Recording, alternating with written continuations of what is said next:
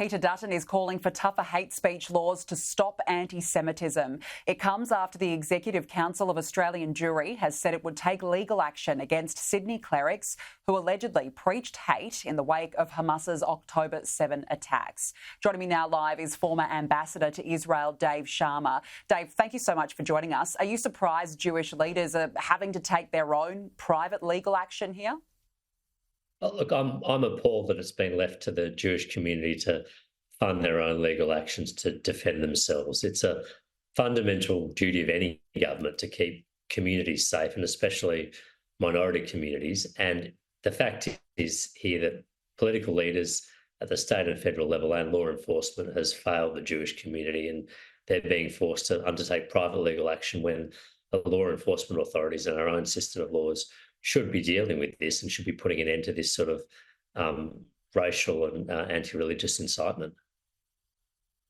What is wrong with the current laws as they stand then? Why can't law enforcement authorities take further action? Well, I think the laws as they stand at the moment should provide scope for criminal action against these preachers of hate. Section 93Z of the Crimes Act in New South Wales clearly captures this sort of conduct, but unfortunately the police have been discontinued their investigations and have been unwilling to mount a prosecution. Now, if that provision of the law as it currently stands is insufficient and it's tested in court and found to be wanting, then of course we should look at amending it. But the problem at the moment is that the police and law enforcement are not actually testing these provisions in court, and until people start being criminally charged and prosecuted and held accountable for this sort of speech, until such time as that happens, we are going to see more of it. And that's unfortunately what we've seen here, with a whole series of sermons delivered menacing and demonising and vilifying and inciting violence against the Jewish community in Australia without any sort of punishment or moral condemnation. Yeah, we're certainly watching this one very closely. Let's move on, Dave, because I want to ask you about a suspected Israeli strike on southern Lebanon. There are reports that it has killed a senior Hezbollah leader.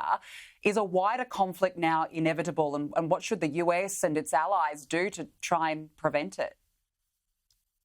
Well, look, I'd say firstly that this has been a conflict with regional dimensions from the very beginning. I mean, you have to understand here that Hamas is an Iranian proxy. Hezbollah is an Iranian proxy. The Houthis in Yemen are an Iranian proxy.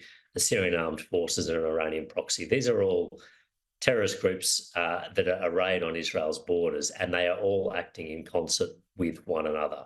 And they are all coordinating with Tehran and with the Islamic Revolutionary Guard Corps, the armed forces of Iran, their operations. And I think Israel is attempting, and the United States and its allies are attempting to make sure that this conflict does not take on broader regional dimensions, but it is a very real risk. I mean, since Hamas launched its terrorist attacks on the 7th of October, Hezbollah in the north of Israel has been actively targeting Israel, firing rockets and making the north of Israel basically uninhabitable for civilians. So this has had a multi-front dimension from the very start.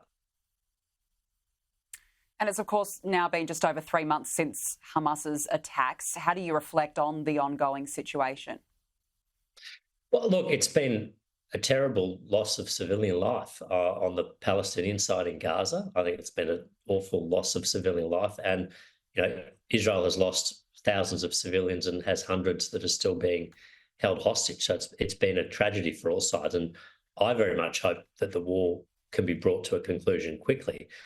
But I would just say that the easiest way for this to happen, and all those who support peace around the world should be calling for this, is for Hamas to release the remaining hostages and to surrender and to commit to no longer undertaking acts of aggression against Israel and its civilian population. That would end the war tomorrow. But Hamas has shown no inclination to do that whatsoever, and as a result, the war continues.